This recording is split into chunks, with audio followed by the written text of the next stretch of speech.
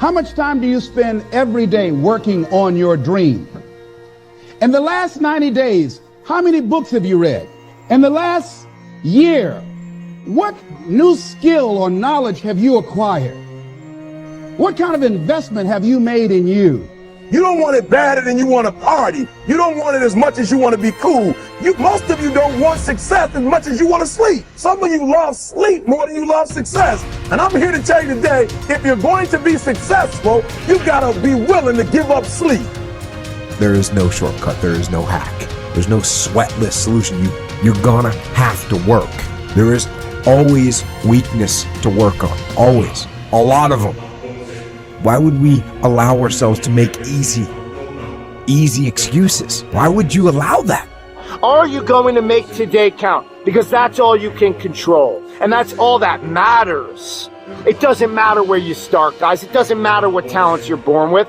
It's about where you finish. And this race isn't over. It's not over. You could still come in first in the marathon. But you gotta start today. You gotta start now. You have everything you have. Everything you need is inside you. But I realize that doesn't mean just because you don't think you're good enough doesn't mean you can't be good. Doesn't mean you can't be great. Doesn't mean you can't carry on. But it's not going to always be like this. Your condition is not your conclusion. Nothing is impossible.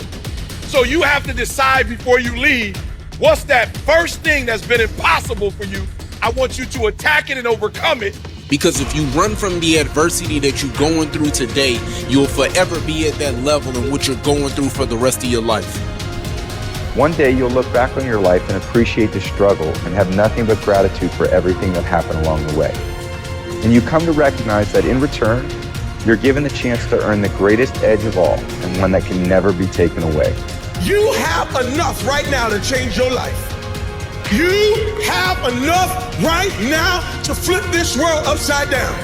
You have enough. You got enough power. You got enough anointing. You got enough grace. You got enough patience. You got enough gifting to make your money, get out of debt, get yourself together, and change everything about your world. Realize that you have the ability to make an impact. You have an opportunity to change that story in your head. Put yourself out there, because when you do, amazing things happen. The essence of life is growth. The essence of life is growth, to do the best you can. And here's what's interesting. Humans are the only life form that will do less than they possibly can. Humans are the only life form that will settle for less. Every other life form except human beings strive to its maximum capacity. How tall will a tree grow? Approximately as tall as it possibly can. You never heard of a tree growing half as high as it could. No, trees don't grow half. Trees send their roots down as deep as possible, stretch their limbs up as high as possible, produce every leaf possible and every fruit possible. As a matter of fact, you never heard of a human physically growing half. We keep growing until we're done. Now that's a part of life we can't control. It's genetically coded. And that's probably why we keep growing till we're done. Because we can't control that part. It's the rest of our growing that we control.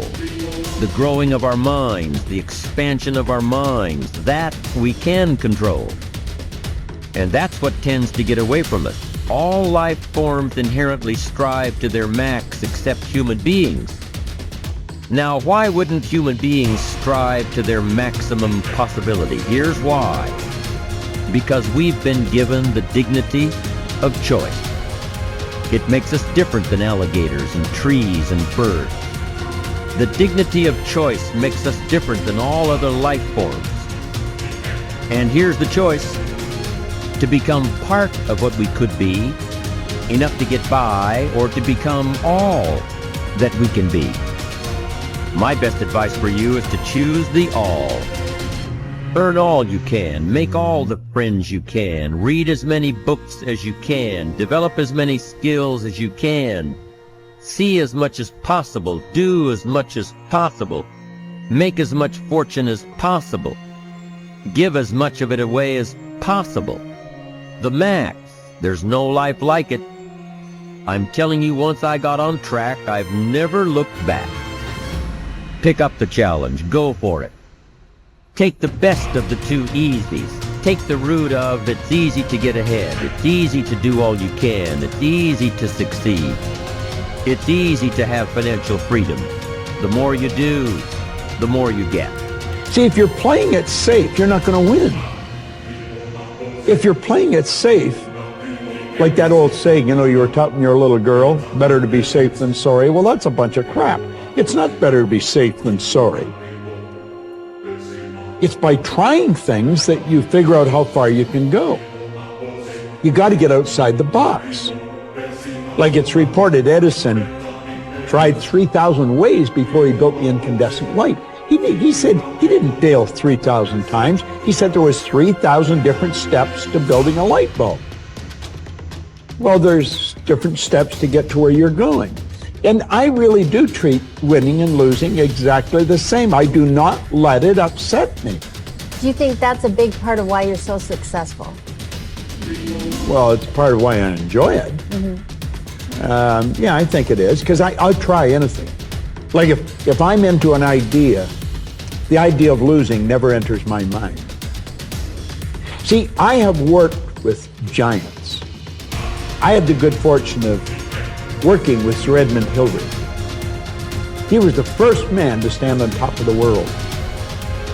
And I worked with him on 3 different occasions. And the only difference in Ed Hillary and Bob Proctor is in his size. Now, he's gone now, but he was a big man. And he shook hands with me. His hand wrapped right around mine. I felt like a dwarf, you know. And talking to him, like it never entered his mind he wouldn't get to the top of the mountain. But he failed in 1951. He failed in 1952. It wasn't until 1953 that he got to the top of the mountain. You know, people had died for centuries trying to do that. But he said, I knew if I could see it in here, I could hold it out here. Stella Mann wrote that in a book. You can see it in your head, you can hold it in your hand. And that's right. And if you're not prepared to lose, you're never going to win, because you're always playing it safe. And there's no reward in that. Dare to go forward. Winston Churchill once said, courage is rightly considered the foremost of the virtues, because upon it all others depend. Courage is the chief distinguishing characteristic of the true leader. It is almost always visible in the leader's words and actions. It is absolutely indispensable to success, happiness, and the ability to motivate other people to be the best they can be. Follow through on your vision. In a way, it is easy to develop a big vision for yourself and for the person you want to be. It is easy to commit yourself to living with complete integrity. But it requires incredible courage to follow through on your vision and on your commitments. You see, as soon as you set a high goal or standard for yourself, you will run into all kinds of difficulties and setbacks. Refuse to compromise. You will be surrounded by temptations to compromise your values and your vision. You will feel an almost irresistible urge to get along by going along. Your desire to earn the respect and cooperation of others can easily lead to the abandonment of your principles. And here is where courage comes in. Stick to your principles. Courage combined with integrity is the foundation of character. The first form of courage is your ability to stick to your principles, to stand for what you believe in and to refuse to budge unless you feel right about the alternative. Courage is also the ability to step out in faith, to launch out into the unknown, and then to face the inevitable doubt and uncertainty that accompany every new venture. Avoid the comfort zone. Most people are seduced by the lure of the comfort zone. This can be likened to going out of a warm house on a cold, windy morning. The average person, when he feels the storm swirling outside his comfort zone, rushes back inside where it's nice and warm. But not the true leader. The true leader has the courage to step away from the familiar and comfortable and to face the unknown with no guarantees of success. It is this ability to boldly go where no man has gone before that distinguishes you as a leader from the average person. This is the example that you must set if you are to rise above the average.